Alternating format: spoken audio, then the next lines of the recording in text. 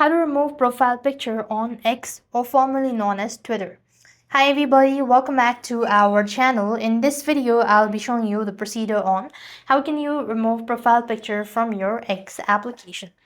To begin with, first of all, open the X application on your device, and once logged in, the interface will look something like this.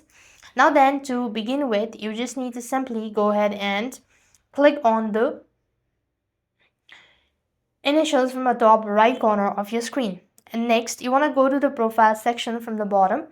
Once again, you want to click on the profile initials from the top of the page. There you have. You could click on the edit button. You could then go ahead and will select either take a photo or maybe choose an existing photo. But since you want to remove it, so you could click on edit profile. And then here you could just click on the profile and then click on remove picture. Now basically, you cannot actually remove your profile picture. You just need to make sure to add or replace it with other. If you don't add a profile picture, it's going to be just the initials. As you could see, in my case, I've not added a profile picture, but they're just an initial. So this is just going to be a replacement for you. And this is considered to be the removal of your profile picture on X. I hope the video was helpful. Make sure to like, share, and subscribe. Thank you for watching. See you in the next video.